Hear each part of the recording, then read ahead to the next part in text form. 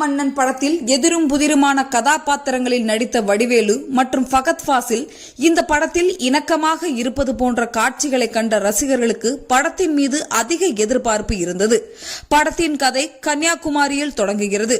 பிரபல திருடன் தயா எனும் ஃபகத் ஃபாசில் கண்ணில் சிக்குவதையெல்லாம் கொள்ளையடிக்கிறார்.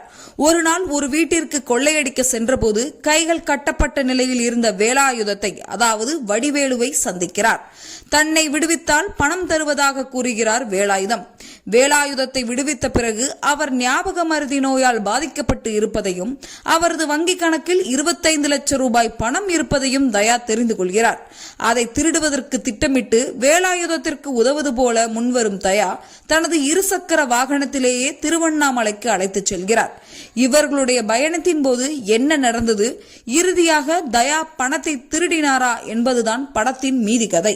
மாரிசன் படம் ரிலீஸ் ஆனதை தொடர்ந்து மாரிசன் படத்திற்கு ப்ளூ சட்டை மாறன் கொடுத்த விமர்சனம். பொதுவாகவே படங்களில் முதல் 20 நிமிடங்களில் படத்தின் மைய கருத்தை சொல்லிவிட வேண்டும். ஆனால் 1 மணி நேரமாகவே இதுதான் கதை என்று நினைத்துக் கொண்டிருக்கும் நிலையில் இடைவேளைக்கு பிறகு ஒரு பிளாஷ்பேக் காட்சி வருகிறது. வடிவேலுக்கு முன்பு ஒரு காலத்தில் ஒரு பிரச்சனை ஏற்பட்ட நிலையில் அதை பழிவாங்கும்படிதான் கதை அமைந்திருக்கிறது. முதல் பாதி நன்றாக அமைந்தாலும் படத்திற்கு இது தேவையே இல்லாத ஒன்று என்று ப்ளூ சட்டை விமர்சனம் கொடுத்திருக்கிறார். மேலும் 2ஆம் பாதியிலும் பல படங்களில் உள்ள காட்சிகளைத்தான் வைத்திருக்கிறார்கள். வடிவேலு மற்றும் ஃபகத் ஃபாசில் இருவரும் மட்டுமே படத்தில் நன்றாக நடித்திருக்கிறார்கள். கோவை சரளா, விவேக் பிரசன்னா போன்றோரை தவறாக தேர்ந்தெடுத்து உள்ளனர்.